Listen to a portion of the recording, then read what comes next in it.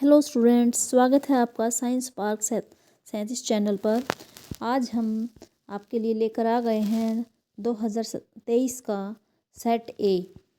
आपका pre board exam science का हो चुका है और आपको उससे ये अंदाज़ा भी लग गया होगा कि जो प्रीवियस ईयर क्वेश्चन पेपर हैं बोर्ड के, उनमें से 95% क्वेश्चंस आपके प्री बोर्ड में आए थे। तो अब मेन एग्ज़ाम की तैयारी के लिए भी आप इन क्वेश्चंस की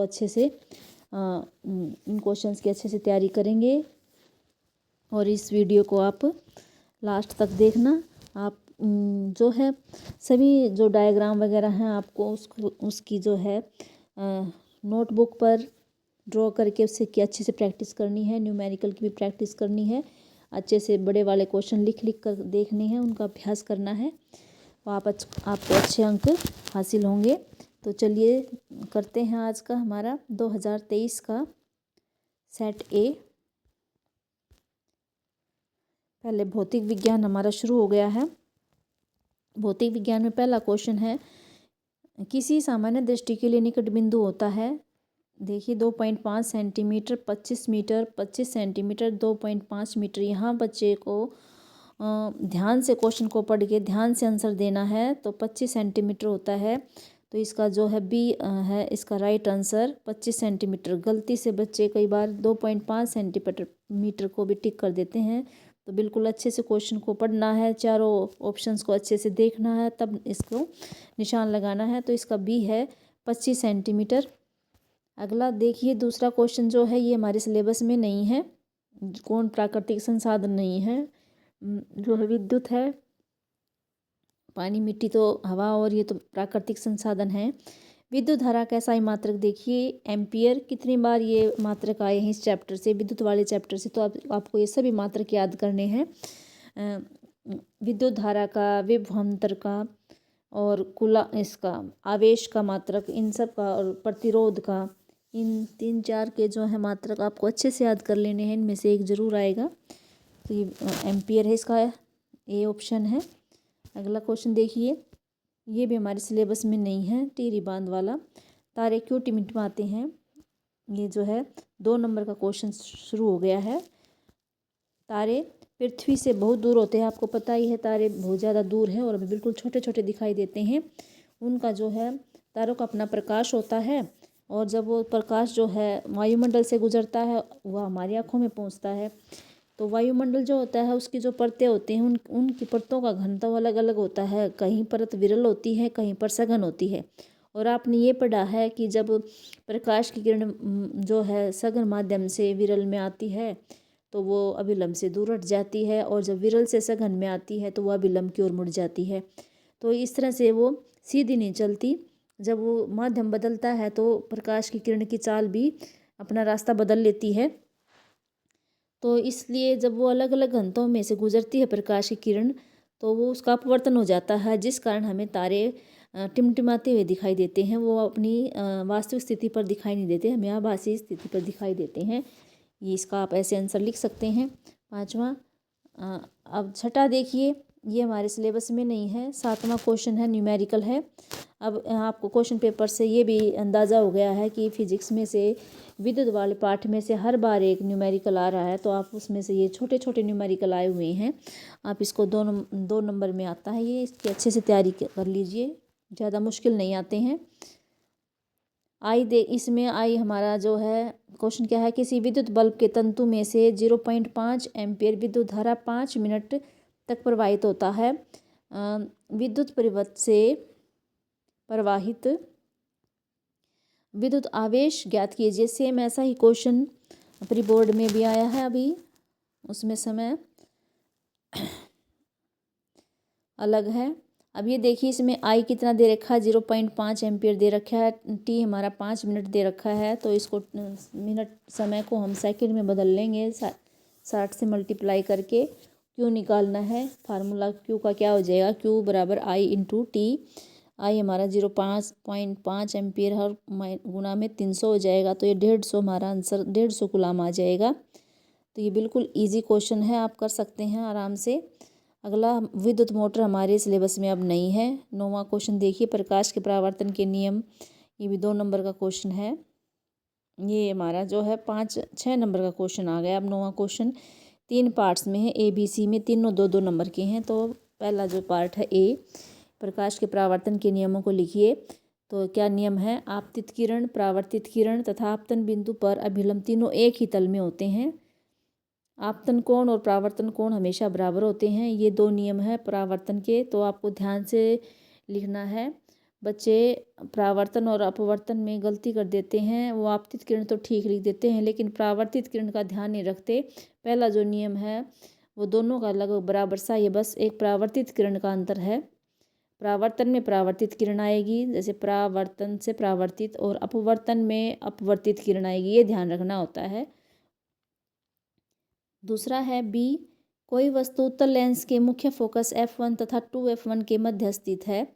अब देखो यहाँ हमें फिर ध्यान से देखना है कि कौन सा लेंस है, उत्तल लेंस है, और वस्तु कहाँ रखी है, F1 और 2F1 के बीच में। ये 2 बातें बिल्कुल अच्छे से देखनी हमें कि कौन सा लेंस है, वस्तु कहाँ रखी है, फिर हमें उसका किरणारेख बनाना है। देखिए किरणारेख बनाने के लिए हमने सबसे पहले ड्रॉ कर लिया है उत्तल लेंस को, बीच में ऐसे उत्तल लेंस पे फिर MN लिख लिया, बीच में प्रकाशिक केंद्र O होता है उसको लिख दिया।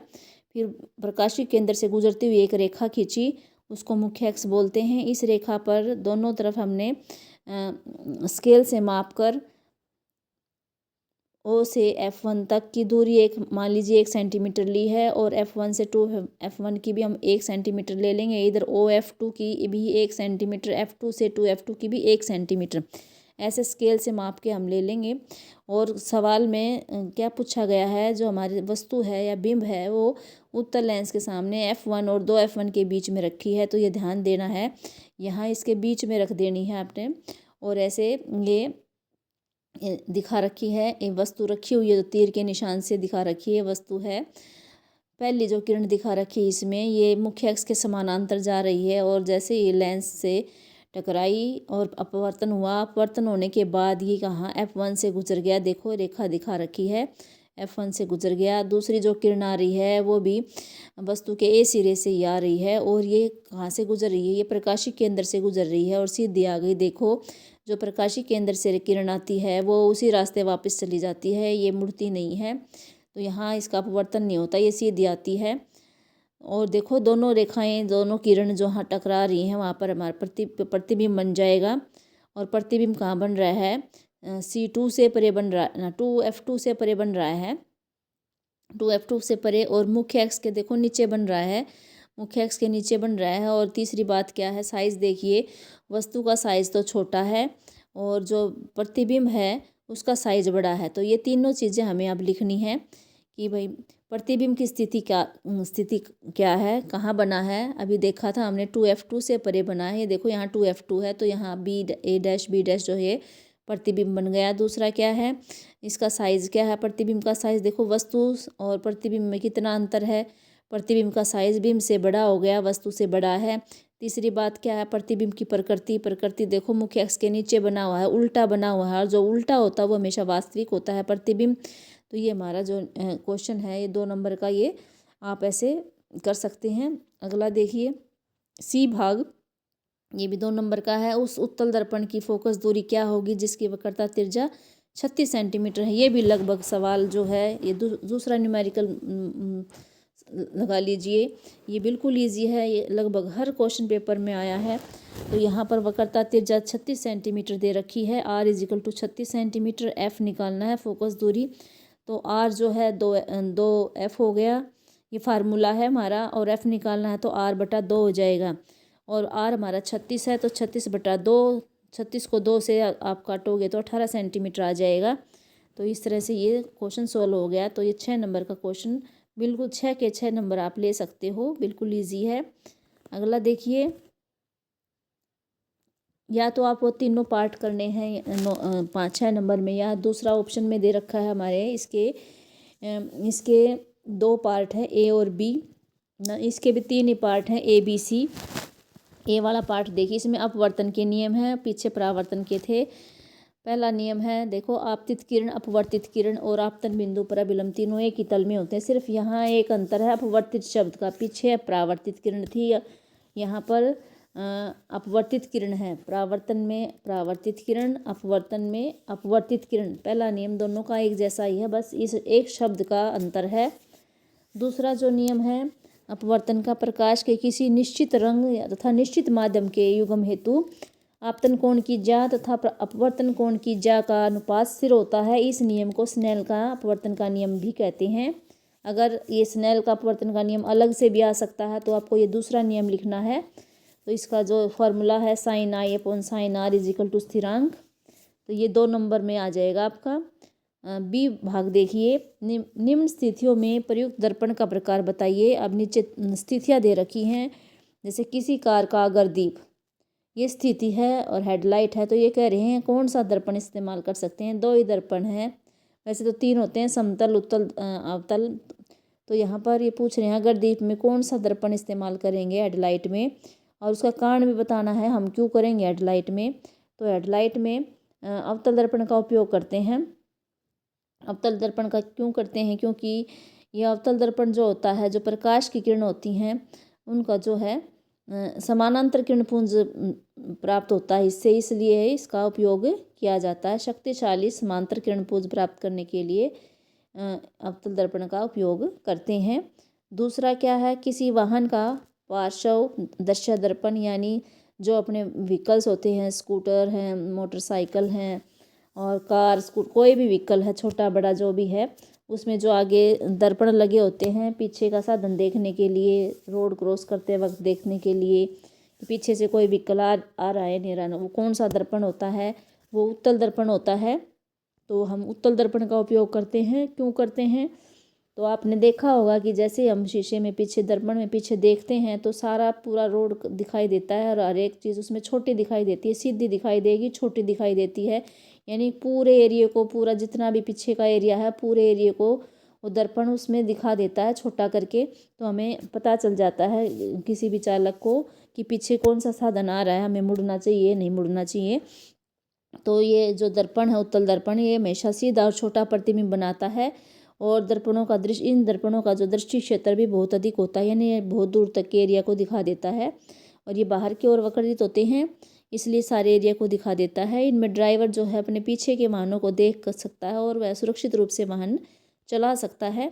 तो आप ये लिख सकते हैं इसमें दो नंबर मिल जाएंगे आपको, दोनों 1-1 नंबर के हो गए, दोनों ए और 2 पार्ट हैं इसके, बी के 2 पार्ट हैं, दोनों 1-1 नंबर के हैं। तीसरा जो है लेंस का सूत्र लिखिए 1 नंबर में ना भाई, 3 नंबर में है ये, दूसरा पार्ट 3 नंबर में है, और ये लेंस का सूत्र 1 नंबर में है।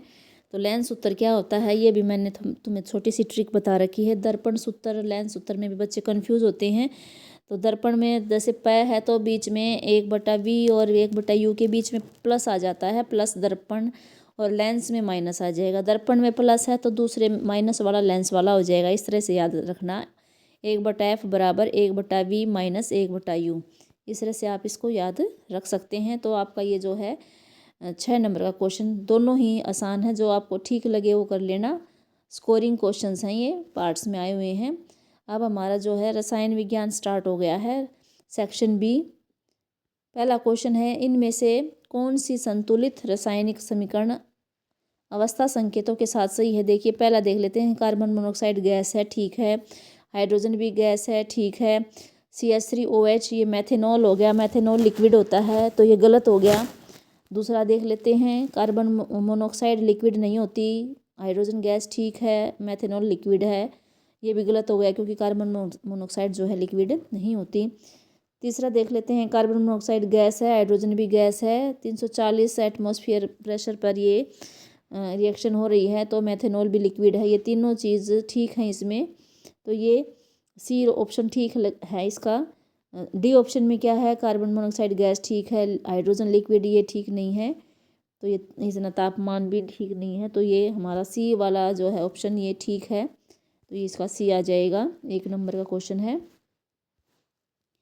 अगला जो हमारे सिलेबस में नहीं है, आवर्त सारणी वाला, बेकिंग सोडे का रासायनिक नाम देखिए, सोडियम हाइड्रोजन कार्बोनेट, बिल्कुल इजी क्वेश्चन है। बी इसका, बी ऑप्शन जो है राइट आंसर है। अगला देखिए 13वां question, ferrous sulphate FeSO4 7H2O किस रंग में होता है? हरे रंग में होता है फेरस सल्फेट। इसे गर्म करने पर रंग क्यों उड़ जाता है? जब हम इसको गर्म करते हैं तो फेरस सल्फेट में 7 पानी के जो अणु हैं वो निकल जाते हैं, भाप बन के उड़ जाते हैं, इसलिए उसके साथ जो है हरा रंग भी उड़ जाता है, क्योंकि इसका जो हरा रंग है उस पानी के अणु के कारण ही है। जैसे कॉपर सल्फेट का रंग नीला है और वो भी पानी के कारण ही है, जब उसको गर्म करते हैं तो वो भी सफ़ेद हो जाता है। इसी तरह फेरस सल्फेट का जो है उसका रंग हरा जो रंग है वो भी 7 अणुओं के पानी के अणु के कारण होता है। जब उसको गर्म करते हैं तो वो पानी उड़ जाने से रंग भी उसका उड़ जाता है। तो ये 2 नंबर का क्वेश्चन है। उदासीनीकरण अभिक्रियाएं क्या होती हैं? एक उदाहरण से बताना है। अम्ल और क्षारक की अभिक्रिया से लवण और जल प्राप्त होते हैं। जब अम्ल और क्षार मिलते हैं तो वो उदासीन हो जाते हैं और लवण और जल बन जाते हैं, तो इस अभिक्रिया को उदासीनीकरण अभिक्रिया कहते हैं। सिंपल सा जो दे रखा है देखिए, हाइड्रोक्लोरिक अम्ल है NaOH, सोडियम हाइड्रोक्साइड ये क्षार है। जब ये अभिक्रिया करते हैं तो नमक NaCl और पानी बन जाते हैं। ये अभिक्रिया आप लिख देना। ये 2 नंबर का क्वेश्चन, आप 2 नंबर आपको मिल जाएंगे। ये जो अगला क्वेश्चन है 15वां, ये हमारे सिलेबस में नहीं है। 16वां देखिए 2 पार्ट में दे रखा है, ये 4 नंबर का है। 2 पार्ट, दोनों 2-2 नंबर के हैं। उभयधर्मी ऑक्साइड क्या होते हैं? ये भी बहुत बार रिपीट हुआ है क्वेश्चन, तो अच्छे से याद कर लेना। वे धातु ऑक्साइड जो क्षारक तथा अम्ल दोनों से अभिक्रिया करके लवण और जल बनाते हैं, उभयधर्मी ऑक्साइड कहलाती है। उभय माने दोनों, यानी दोनों धर्म निभाते हों, अम्ल वाला भी और क्षार वाला भी, इसलिए इनको उभयधर्मी ऑक्साइड कहा गया है। उदाहरण है जिंक ऑक्साइड और एल्यूमिनियम ऑक्साइड। तो ये 2 नंबर हो जाएंगे, आपको मिल जाएंगे। अगला है आघातवर्धक तन्यता, ये भी बहुत बार रिपीट हुआ है, तो इसको भी अच्छे से याद कर लेना। धातुओं का वह गुण जिसमें धातुओं को पीट कर पतली चादर बनाई जा सकती हैं, आघातवर्धकता कहते हैं। अब इसमें भी बच्चे कंफ्यूज हो जाते हैं, आघातवर्धकता तन्यता किसी में चादर लिख देते हैं, किसी में तार। तो यहाँ भी मैंने बच्चों को बता रखा है कि तन्यता तय से तार, ये याद रखना है कि तय से तार बनना, और तार तन्यता में तार हो जाएगा तो आघातवर्धकता में चादर बननी ही है। तो इस तरह से यहाँ आप पतली चादर लिखना है आघातवर्धकता में। तो सोना चांदी से पतली चादर बनाई जा सकती हैं। जैसे आपने चांदी का वर्क मिठाई पे देखा होगा कितना पतला होता है। तो ये इसका हो गया। तन्यता क्या है? धातुओं का वह गुण होता है जिसमें धातु को खींच कर पतली तार बनाई जाती हो, तन्यता कहलाता है। आपको पता ही होगा सोना बिल्कुल सबसे तन्य धातु है। इसका जो 1 ग्राम से हम 2 किलोमीटर लंबा तार बना सकते हैं। ये हमारा 16वां क्वेश्चन हो गया। 17वां देखिए, ये अभिक्रिया पूरी करनी है। CH3COOH यानी एथेनोइक अम्ल है, सोडियम हाइड्रोजन कार्बोनेट के साथ अभिक्रिया कर रहा है, तो क्या बन गया? हमारा सोडियम एसीटेट बन गया CH3COONA, यानी कि इसका जो H है, H हट गया है एथेनोइक अम्ल का, और यहाँ सोडियम आकर जुड़ गया है, तो ये सोडियम एसीटेट हो गया। और भाई इधर H2O और पानी निकल गया, H2O और कार्बन डाइऑक्साइड साइड में निकल गया है। तो ये अभिक्रिया देख लेनी है संतुलित है कि नहीं है, तो ये हो जाएगा इस तरह से। ये रिएक्शंस भी बहुत बार आई हैं, आप इन रिएक्शंस को भी अच्छे से लिख लिख कर अभ्यास कर लेना। अगला देखिए, ये भी बहुत बार आई है। सोडियम है, सोडियम की एथेनॉल के साथ अभिक्रिया है, और क्या बन रहा है? सोडियम एथोक्साइड बन गया, और प्लस में H2।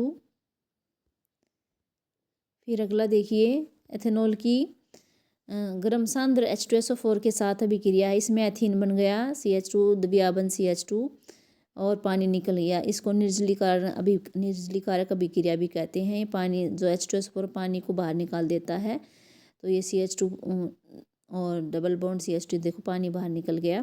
तो ये 1-1 नंबर में 3 में ये हो गया।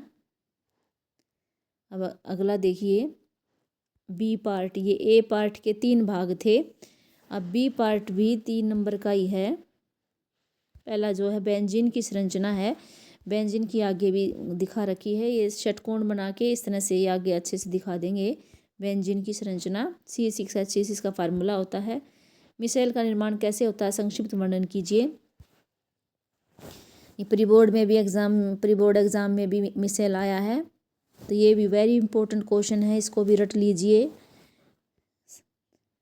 मिसाइल जो है, जब साबुन की शोधन प्रक्रिया, जब कपड़े धोते हैं साबुन से तभी मिसाइल बनती है। तो देखिए पहले साबुन क्या होता है, ये साबुन की शोधन प्रक्रिया का भी क्वेश्चन हो जाएगा आपका। साबुन के अणु लंबी श्रृंखला वाले कार्बोक्सिलिक अम्लों के सोडियम और पोटेशियम लवण होते हैं। साबुन का जो आयनिक भाग होता है वो जलरागी होता है, यानी पानी में घुलनशील होता है, और जो हाइड्रोकार्बन पूंछ होती है वो जल विरागी होती है, वो अघुलनशील होती है पानी में। साबुन का आयनिक सिरा बाहर की ओर पानी की ओर, और जो हाइड्रोकार्बन सिरा है, जल विरागी सिरा है, वो तेल की ओर व्यवस्थित इस तरह व्यवस्थित हो जाते हैं कि वो मिसाइल का निर्माण होता है। देखिए डायग्राम में ये मिसाइल बनी हुई है, ये डायग्राम बना देना मिसाइल का आप। बीच में ये जो मैंने पीला पीला दिखा रखा है ये मैल है, तेल, ये गंदगी है। और देखिए जो गोल गोल सिरा है ऊपर, ये आयनिक सिरा है, यहाँ सोडियम दिखा रखा है, ये आयनिक सिरा होता है साबुन की। ये जो अणु होते हैं उसका आयनिक सिरा है। ये देखो साइड, ये पूंछ है, ये जल विरागी है साबुन अणु की, और ये जलरागी सिरा है। जब हमने गंदगी में ये साबुन लगाया तो देखो गंदगी तो बीच में आ गई, और जो हाइड्रोकार्बन इसकी पूंछ थी, श्रृंखला थी, ये गंदगी की तरफ व्यवस्थित हो गई, और जो आयनिक सिरा है ये बाहर की तरफ पानी की तरफ व्यवस्थित हो जाता है। तो ये ऐसे गोल गोल दिखा रखा है, ये मिसाइल, ऐसे मिसाइल बन जाती है। और मिसाइल बनकर ही जो है कपड़ा साफ होता है, ये कपड़े से बाहर निकल जाती है। आगे देखिए ये जो मैल होते हैं वो ज़्यादातर तैलीय होते हैं, वो तेल पानी में अघुलनशील होता है, पता ही है। तैलीय मैल जो है मिसाइल के केंद्र में कोलाइड के रूप में बने रहते हैं, और आयन आयन विकर्षण के कारण मैल आसानी से बाहर निकल जाता है, इस तरह कपड़े साफ हो जाते हैं। ये देखिए कपड़े पे जैसे गंदगी दिखा रखी है, गंदगी जो है, फिर हमने उस पर साबुन लगाया, साबुन लगाने से देखो ये साबुन के अणु दिखा रखे हैं, छोटे छोटे कैप्सूल से दिखा रखे हैं। जो डार्क नीला सिरा है ये जलरागी सिरा है, आयनिक सिरा है साबुन का, जो पानी की तरफ जाता है। और जो सफ़ेद सिरा है इसका, ये जल विरागी है, जो गंदगी की तरफ आता है। देखियो इसको, गंदगी को घेरने लगा, चिकनाई है या मैल है, इसके चारों तरफ ये साबुन के अणु आ गए हैं। और ये देखिए इस डायग्राम में इसने साबुन के अणु ने गंदगी को चारों तरफ से घेर लिया है, और ये मिसाइल बन गई है, ये बिल्कुल ये मिसाइल है। और देखिए कपड़ा साफ़ हो गया है, इस तरह से कपड़ा साफ़ हो जाता है। तो ये क्वेश्चन हमारा मिसाइल वाला हो गया। ये या तो आपको ये क्वेश्चन करना है 10वां, 3 भाग हो गए हैं ये जो था हमारा। अब देखिए अगला, इसका भी निम्नलिखित यौगिकों के नामकरण लिखने हैं। अब इसका ए भाग करना है।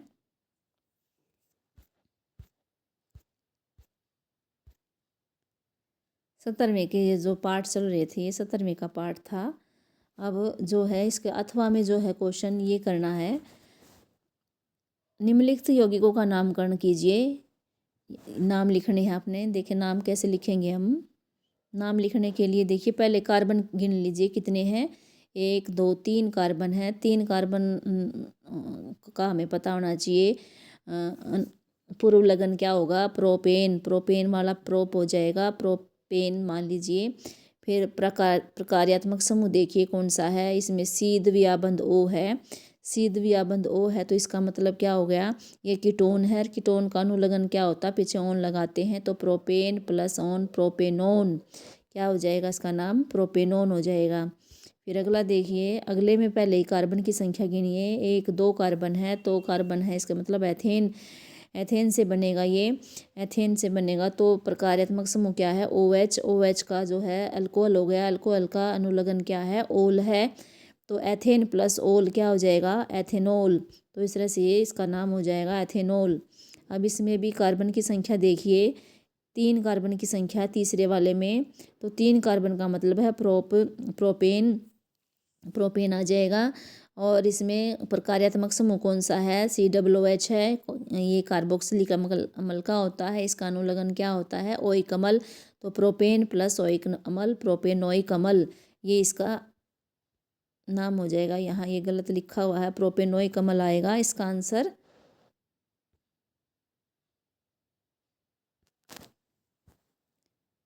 देखिए प्रोपेनोइक अम्ल आएगा, इसका करेक्शन होगा, कर ली है इसकी। तो प्रोपेनोइक अम्ल हो जाएगा। 3 कार्बन है तो प्रोपेनोइक अम्ल हो गया। संकलन अभिक्रिया का वर्णन कीजिए। संकलन भी बहुत वेरी इंपॉर्टेंट है, इसको भी रट लीजिए बिल्कुल अच्छे से। देखिए संकलन अभिक्रिया में क्या होता है, पैलेडियम या निकल उत्प्रेरक की उपस्थिति में असंतृप्त हाइड्रोकार्बन है, उसमें हाइड्रोजन जुड़ जाता है और वो संतृप्त हाइड्रोकार्बन में बदल जाता है। इसको हम हाइड्रोजनीकरण भी बोल देते हैं और संकलन अभिक्रिया भी बोल देते हैं। और देखिए इसकी अभिक्रिया ये दिखा रखा है, सी द्विआबंध सी है, इसके साथ जो आर लगा रखे हैं ये एल्किल समूह होते हैं, यानी कि कोई भी कितनी भी लंबी चेन हो सकती है कार्बन की, हाइड्रोकार्बन की। तो यहाँ ये द्विआबंध है इसलिए ये असंतृप्त हाइड्रोकार्बन है और ये वनस्पति तेल होता है। जब ये निकल या पैलेडियम की उपस्थिति में हाइड्रोजन को ऐड करते हैं, हाइड्रोजनीकरण करते हैं, तो देखिए जो सी के बीच में द्विआबंध था वो टूट गया है और उसकी जगह जो है हाइड्रोजन ऐड हो गए हैं, इसलिए इसको हाइड्रोजनीकरण बोला गया है। और ये एक कलाबंध आ गया है, एक कलाबंध आने के बाद ये संतृप्त हाइड्रोकार्बन बन गया है और वनस्पति घी में बदल गया है, ये परिवर्तन हो गया है। हाइड्रोजनीकरण का जो है इसका उपयोग औद्योगिक अनुप्रयोगों के लिए किया जाता है, यानी वनस्पति तेल से वनस्पति घी बनाने में इसका उपयोग किया जाता है। तो ये हमारा संकलन अभिक्रिया हो गया, ये बी पार्ट का था पहला भाग। अब है बेंजीन की संरचना। देखिए आगे बेंजीन की संरचना दे रखी है, ये C6H6 होते हैं, षटकोण बना के कॉर्नर पे C लगा लेना है और एक एक H इसके साथ है, क्योंकि ईन है, ईन का मतलब है इसमें द्विआबंध है, 3 द्विआबंध है, ये द्विआबंध अच्छे से ध्यान से लगाने हैं। 6 हैं तो एक यहाँ लगा दिया, तो एक ये छोड़ देना हमने एक कार्बन के बीच में, फिर अगला पे लगा के फिर एक और छोड़ देना, फिर इस तरह से इसके C6H6 हमें अच्छे से इसको कर लेना है। अगला क्वेश्चन हमारा ये बी पार्ट हो गया। अब देखिए जीव विज्ञान स्टार्ट हो गया है। जीव विज्ञान का पहला क्वेश्चन है, यानी 18वां क्वेश्चन है, कौन सी ग्रंथि इंसुलिन स्रावित करती है। देखिए अग्नाशय ग्रंथि है जो इंसुलिन स्रावित करती है, तो डी ऑप्शन इसका राइट आंसर है। 19वां देखिए बहुखंडन किस में होता है, बहुखंडन प्लाज्मोडियम में होता है। और कौन सा, डी ऑप्शन है इसका राइट आंसर। कौन सा प्राकृतिक पारितंत्र है, बगीचा खेत दोनों यही कृत्रिम है, ए और बी दोनों, तो तालाब आ जाएगा इसका, तालाब जो है प्राकृतिक पारितंत्र है, डी ऑप्शन ठीक है इसका।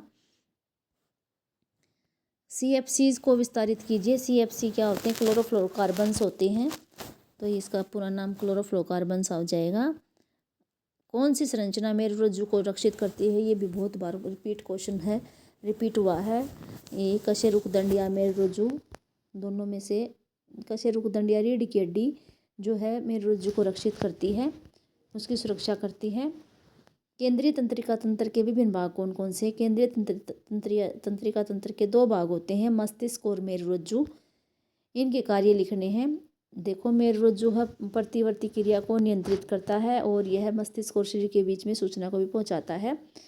तो मेरुरज्जु का तो मेन इसका नाम लिया जाता है प्रतिवर्ती क्रिया के लिए। मस्तिष्क के तो बहुत सारे काम होते हैं, ये अपने शरीर का जो है हेड होता है, एक तरह से कंट्रोल करता है सभी इच्छा को, जो हमारी क्रियाएं होती हैं ऐच्छिक हो या अनैच्छिक क्रियाएं, सभी को ये नियंत्रित करता है। अगर मस्तिष्क जो है उसका जो है सोचना, सुनना, सूंघना, देखना, ये सारे काम जो हैं मस्तिष्क ही करता है।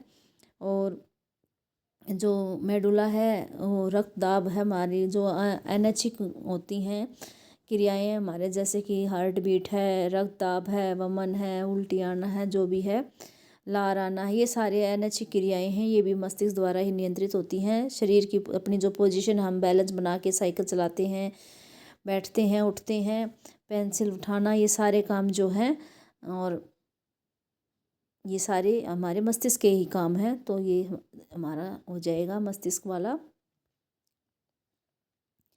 अगला देखिए अब 24वां क्वेश्चन, राइजोपस में बीजाणु समासन के बारे में लिखिए। राइजोपस का देखिए,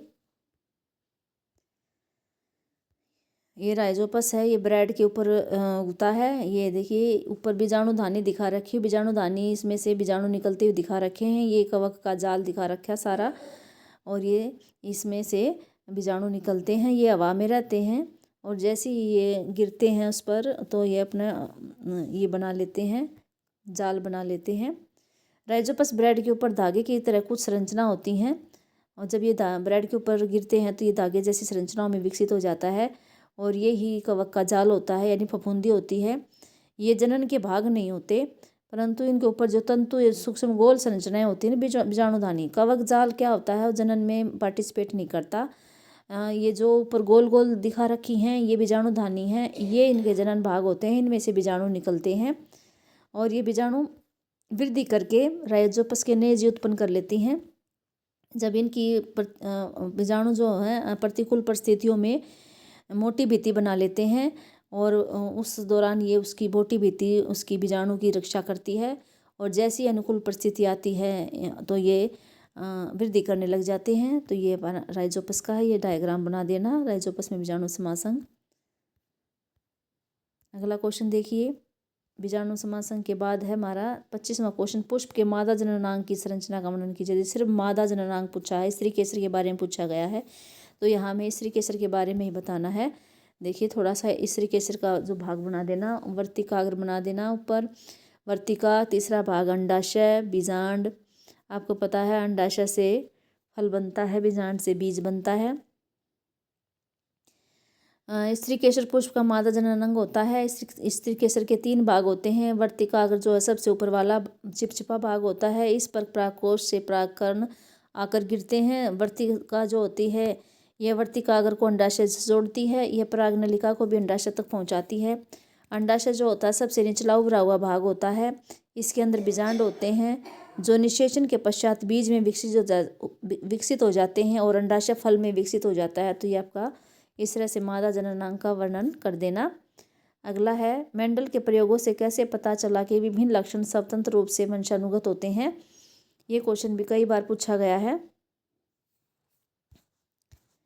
ये देखिए, लक्षण स्वतंत्र रूप से वंशानुगत होते हैं, इसका अध्ययन के लिए मेंडल ने मटर के 2 विकल्पी जोड़ों का संकरण कराया था। कौन से संकरण लिए थे उसने? विकल्पी, गोल और हरे और झुर्रीदार और पीले बीजों के बीच संकरण कराया था। ये झुर्रीदार है भाई, झर्री नहीं है, झुर्री लिख लेना।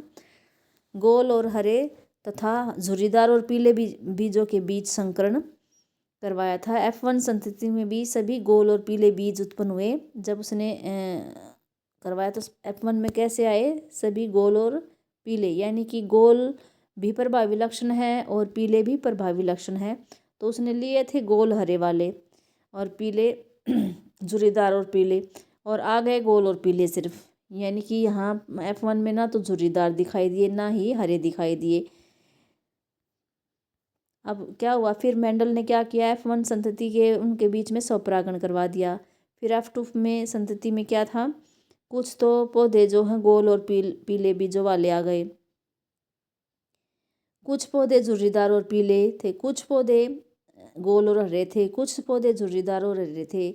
F2 पीढ़ी में नए संयोजन भी थे, नए संयोजन देखने को मिले। इससे पता चलता है कि गोल और जो झुर्रीदार लक्षण है तथा पीले और हरे लक्षण स्वतंत्र रूप से वंशानुगत होते हैं, यानी नए संयोजन मिले हैं तो वह अपने इंडिपेंडेंटली असॉर्ट हो रहे हैं, आगे अगली पीढ़ी में जा रहे हैं। ये देखिए, इसके लिए आप ये समझ सकते हैं थोड़ा। हाँ, जनक कैसे थे हमारे? गोल व हरे बीज वाले थे, झुर्रीदार व पीले बीज, और उनके लिए जो हमने जीनोटाइप लिया है capital RR small YY। Capital R है प्रभावी लक्षण के लिए कैपिटल R दिखाते हैं, और जो है रिसेस जो है प्रभावी लक्षण के लिए छोटे y स्मॉल लेटर में छोटे y हरे बीज के लिए दिखा दिया। झुर्रीदार भी जो है अप्रभावी लक्षण है तो स्मॉल r से दिखा दिया, और पीले बीज है ये कैपिटल Y से दिखा दिए, ये प्रभावी लक्षण है। युग्मक बन गए RY। युग्मक बनाने कैसे बनाते हैं युग्मक?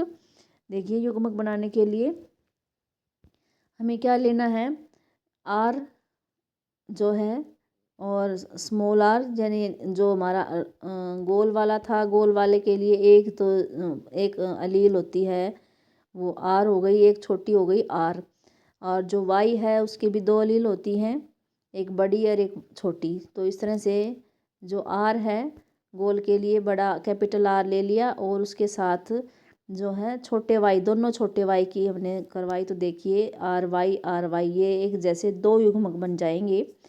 इसी तरह छोटे r की बड़े y के साथ, तो ये देखो छोटा RY छोटा आर बड़ा वाई, छोटा आर, ऐसे दो ये बन जाएंगे युग्मक। तो इस तरह से आप आगे आर के और छोटे आर की जगह आप वाई भी यहाँ रख सकते हैं और यहाँ पर आर ले सकते हैं, तो भी ऐसा ही हमारा युग्मक बनेगा। तो युग्मक में जो है ये देखिए आर वाई और यहाँ small r capital y, small r capital y. फिर इसकी F1 संतति निषेचन के बाद क्या बना, सभी जो है F1 संतति में सभी गोल और पीले बीज वाले पौधे आ गए, यानी कि यहाँ पर वायु विलक्षण ने अपना एक्सप्रेशन किया, अभिव्यक्ति दी। जो है प्रभावी है वो प्रभावी के असर के नीचे दब गए, वो अपना असर दिखा नहीं पाए। F1 संतति का फिर स्वपरागण करवाया, सब निषेचन करवाया। तो ये जो हमारे गोल व पीले बीज थे ये देखिए जनक बन गए आर वाई वाई। और फिर इनके युग्मक बने। इनके युग्मक के लिए देखिए वैसे ही आर और आर ले लिया जैसे ऊपर हमने लिया था, और वैसे ही हमने देखिए एक बड़ा वाई एक छोटा वाई, एक बड़ा वाई एक छोटा वाई। यहाँ देखिए इनके साथ एक बड़ा वाई छोटा वाई, बड़ा वाई छोटा वाई। तो ये 4 तरह के हमारे युग्मक बन गए। दोनों बड़े आर वाई, बड़ा आर छोटा वाई, छोटा आर बड़ा वाई, दोनों छोटे आर और वाई। ये 4 तरह के गैमेट बन गए। इनका फिर हमने F2 संतति में इनका निषेचन देखिए। निषेचन होने के बाद क्या बना, ये बिल्कुल ईजी है, थोड़ा समझोगे तो बिल्कुल ही आसान है। देखिए ये आर वाई है और ये आर वाई है, इसको करेंगे तो आर दोनों सब कैपिटल है यहाँ पर आर वाई वाई। फिर इस आर वाई की और इस आर वाई की करेंगे तो देखो कैपिटल दोनों, जो आर है वो कैपिटल है और वाई जो है कैपिटल और स्मॉल वाई है।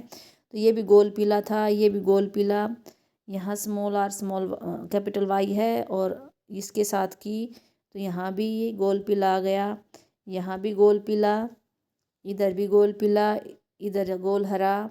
दोनों छोटे वाई होने के कारण ये हरा हो गया, ये गोल पीला, ये गोल हरा, यहाँ दोनों वाई छोटे हैं इसलिए हरा हो गया।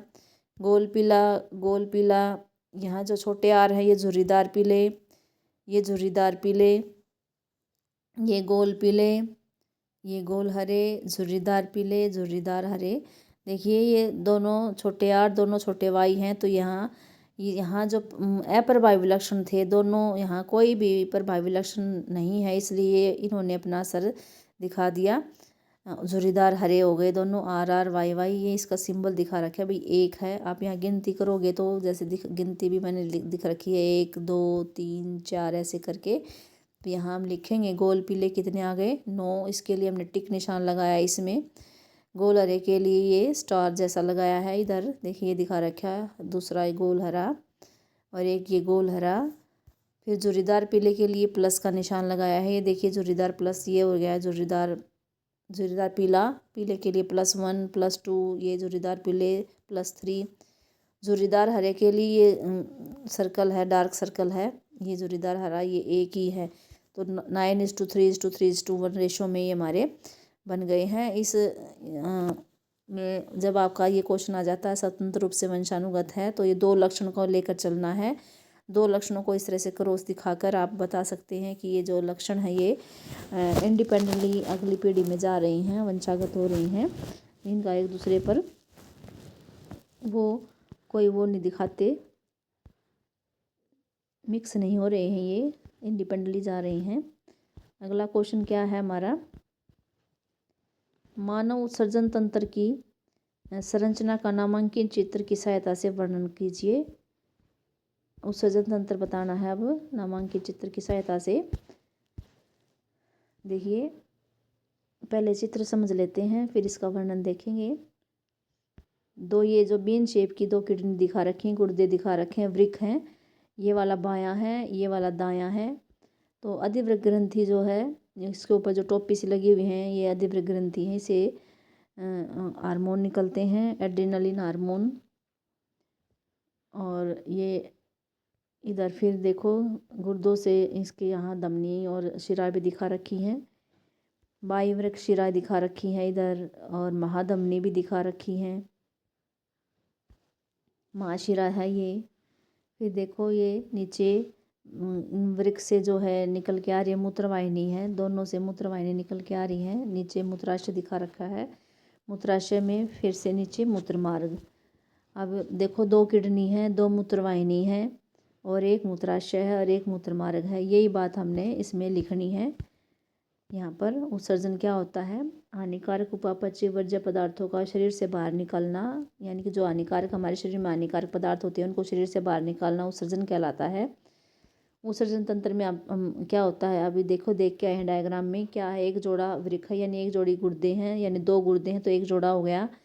एक जोड़ी मूत्रवाहिनी है, 2 मूत्रवाहिनी है तो एक जोड़ी हो गई। 1 मूत्राशय और 1 मूत्र मार्ग होता है।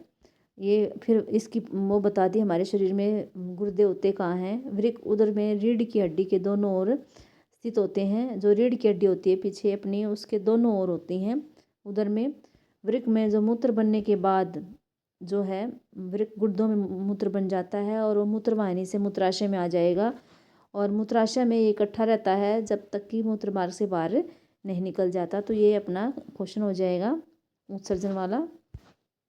लास्ट क्वेश्चन है, अब सजीव अपना भोजन किस प्रकार प्राप्त करते हैं, विभिन्न युक्तियाँ लिखिए। बहुत सारे सजीव हैं तो अलग अलग देखिए कैसे कैसे भोजन प्राप्त करते हैं। सजीव अपना भोजन 2 प्रकार से प्राप्त करते हैं, एक तो स्वपोषी पोषण है, एक विषमपोषी पोषण है। स्वपोषी पोषण वो होता है जिसमें हरे पौधे हैं, शैवाल हैं, कुछ जीवाणु हैं, यानी जो प्रकाश संश्लेषण कर सकते हैं वो सब स्वपोषी पोषण में आएंगे। जो अपना भोजन स्वयं बना सकते हैं सभी वो स्वपोषी पोषण में आ जाएंगे। तो वो क्या करते हैं, वायु से कार्बन डाइऑक्साइड और मिट्टी से पानी और खनिज लवण लेकर सूर्य के प्रकाश और क्लोरोफिल की उपस्थिति में कार्बोहाइड्रेट मंड का निर्माण करते हैं। इस प्रक्रम को प्रकाश संश्लेषण कहेंगे। इस पोषण को स्वपोषी पोषण भी कहते हैं, जिसमें वो अपना भोजन स्वयं बनाते हैं। ये इसकी प्रकाश संश्लेषण की परिभाषा मतलब समीकरण है। कार्बन के 6 अणु हैं, कार्बन डाइऑक्साइड के 6 अणु हैं, पानी है, सूर्य का प्रकाश और क्लोरोफिल की उपस्थिति में ग्लूकोज बन रहा है C6H12O6 और ऑक्सीजन 6 ऑक्सीजन के अणु हैं और 6 ही पानी के अणु हैं। तो इस तरह से आप स्वपोषी पोषण के बारे में बता सकते हैं। विषमपोषी पोषण में क्या होता है, इसमें वे जीव आते हैं जो अपना भोजन खुद नहीं बना सकते, जो दूसरों द्वारा बनाया गया भोजन प्राप्त करते हैं। इसमें भी विभिन्न विधियाँ आ जाएंगी, जैसे प्राणी संभोजी पोषण है। प्राणी संभोजी पोषण क्या होता है, इसमें जीव भोजन का अंतर्ग्रहण करते हैं और उनके शरीर में भोजन का पाचन और अवशोषण होता है, यानी भोजन को खा लिया उन्होंने, खाने के बाद भोजन का पाचन होगा, पाचन होने के बाद उसका अवशोषण होगा, समांगीकरण होगा और उसको यूज़ करेंगे। तो इस तरह से, और इसके आधार पर भोजन के आधार पर 3 तरह के हो गए, शाकाहारी या विषमपोषी पोषण में है शाकाहारी, मांसाहारी, सर्वाहारी। तो ये शाकाहारी को तो पता ही होगा, जो भोजन पर डिपेंड होते हैं, जो सिर्फ पौधों पर डिपेंड होते हैं, निर्भर रहते हैं भोजन के लिए, वो शाकाहारी आ जाएंगे। मांसाहारी में जो भोजन के लिए दूसरे जीवों पर, दूसरे जानवरों पर, उनके मांस पर डिपेंड करते हैं, निर्भर रहते हैं, उसे चीता शेर जैसे ही ये बिल्कुल घास वगैरह नहीं खाते हैं। सर्वाहारी जो होते हैं, जो पौधों और दूसरे जानवरों पर भोजन के लिए निर्भर रहते हैं, तो इसलिए वो सर्वाहारी आ जाएंगे, यानी सब कुछ खाने वाले जैसे मनुष्य। दूसरा पॉइंट है इसमें मृतजीवी पोषण। इसमें जो है जो जीव होते हैं वो अपना भोजन मरे हुए गले सड़े जीवों से प्राप्त करते हैं, मृत से, जैसे कवक है, मशरूम आदि हैं। परजीवी पोषण में क्या होता है, इसमें जीव दूसरों के जीव के शरीर के अंदर या बाहर रहते हैं और वहाँ से अपना भोजन प्राप्त करते हैं, जैसे अमरबेल है, पौधों में, पौधे के ऊपर रहकर अपना जो है पोषण प्राप्त करती है। जूं है, किलनी है, और हमारे अंदर भी होते हैं पैरासाइट्स, फ्लैटवर्म्स, फीताकृमि, चपटाकृमि, जो हमारे शरीर से अंदर से भोजन प्राप्त करते हैं।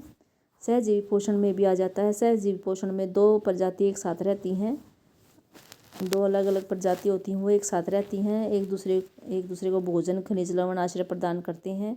लाइकेन है, इसमें कवक और शैवाल एक साथ रहेंगे। कवक घर देगा, पानी खनिज लवण देता है शैवाल को, और शैवाल बदले में भोजन, प्रकाश संश्लेषण द्वारा भोजन बनाकर उसको कवक को देता है। तो इस तरह से वो पोषण प्राप्त करते हैं।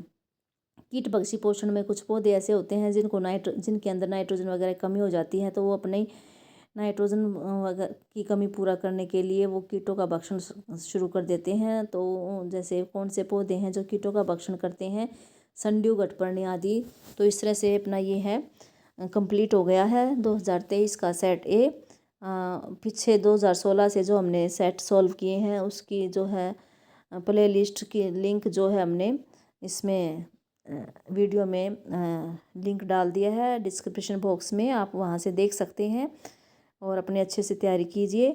अगर आपको वीडियो पसंद आ रही हैं तो लाइक कीजिए, शेयर कीजिए। कोई भी डाउट है तो कमेंट्स करके ज़रूर पूछिए और चैनल पर नए हैं तो सब्सक्राइब करना और अगली वीडियो के लिए नोटिफिकेशन आइकन दबा देना ताकि आपको लेटेस्ट अपडेट मिलता रहे। और देखने के लिए धन्यवाद।